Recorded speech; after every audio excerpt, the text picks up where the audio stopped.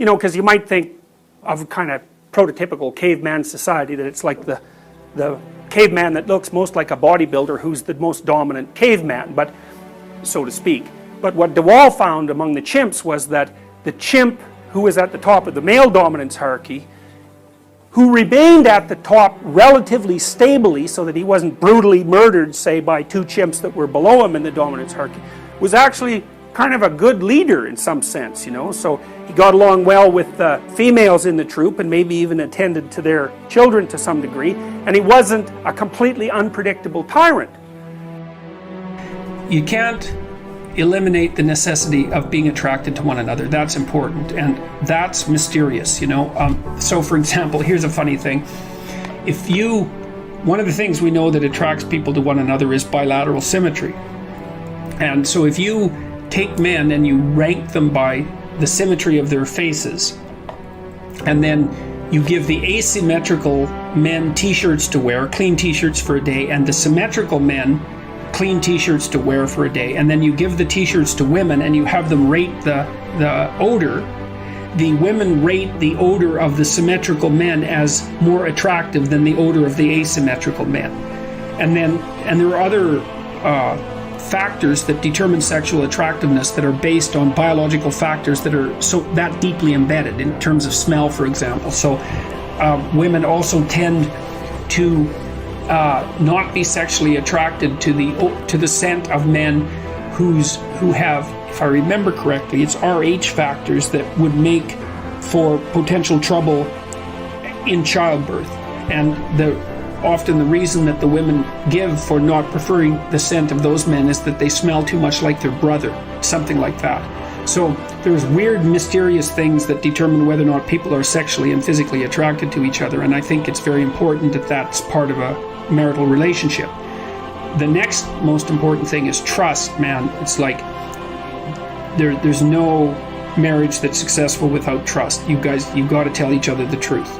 And one of the reasons that Jung believed that marriage and an oath, and Carl Jung, as a bond was necessary, it's really wise. It's like, you know, telling the truth to someone is no simple thing, because there's a bunch of things about all of us that are terrible and weak and reprehensible and shameful and all of those things, and they kind of have to be brought out into the open and dealt with. And you're not going to tell the truth about yourself to someone who can run away screaming when you reveal who you are. And so the marriage bond is something like, okay, here's the deal. I'm going to handcuff myself to you, and you're going to handcuff yourself to me. And then we're going to tell each other the truth, and neither of us are going to get to run away. And so once we know the truth, then we're either going to live together in mutual torment, or we're going to try to deal with that truth and straighten ourselves out jointly. And that's going to make us more powerful and more resilient and deeper and wiser as we progress together through life. And I think that's absolutely brilliant, because if you leave a back door open, man, you're going to use it, that's for sure.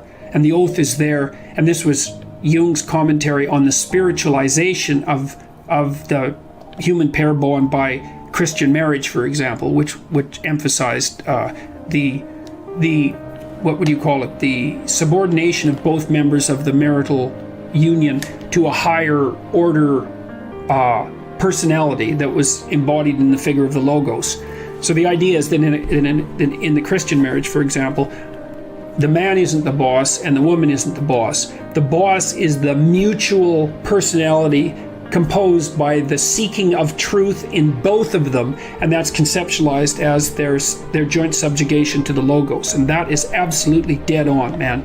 It's like the ruler of your marital life should be your vow to tell each other the truth. Because like in hard times during your life, when you've done something stupid and idiotic that might take you down, and you don't have anybody that you can turn to, you know, if you have a partner that you can trust, you can go say, hey, you know, I made a big financial mistake, man, and it's really torturing me, and I feel like a complete idiot, and it's really dangerous. And the person there is going to help you figure out what to do about it. And they're going to know that when they make a stupid mistake, and they're bloody well going to, that they can come and talk to you, and that you guys are going to work your way through it. And that's a big deal. And there's a couple of things our culture gets really wrong, and one is it devalues marriage. That's really a very bad idea, because marriage is like a third of your life, and maybe more. And kids are a third of your life, and your life outside of marriage and kids is a third of your life, approximately speaking.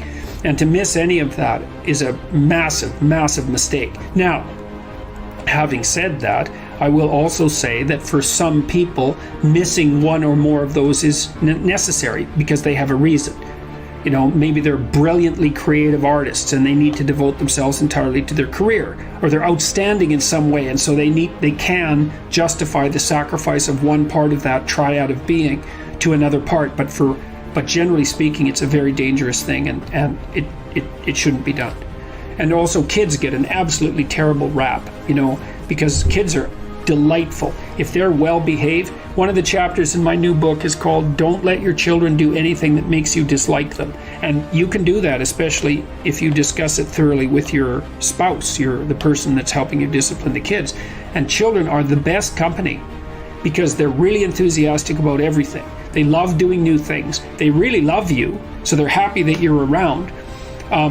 All you have to do is make sure they're not too hot and they're not too cold and they've had something to eat and they're not too tired, and you don't expect them to stay engaged in something for longer than they can manage. Because we used to take our kids when they were little out to restaurants, for example, and they could sit there no problem and behave really nicely when they were 2 and 3, but they couldn't do it for more than about 45 minutes. You can't push your luck. But I also noticed with little kids is that they got antsy and unreasonable about 5 to 10 minutes before the adults did too. It's just the adults were too stupid to notice. The kids would notice right away. So back to marriage. Well, you look for someone that you're attracted to, that you love, and then you look for someone that you can bloody well trust. And then you tell them the truth. And that way maybe you can get through life and you can have someone to weave the rope of your being with and together to make your joint rope stronger, and you can have some continuity in your narrative, and you can have children, and then you can have grandchildren, and you can have a life, man. And there's nothing, you're so fortunate if you can manage that. And so there's that one.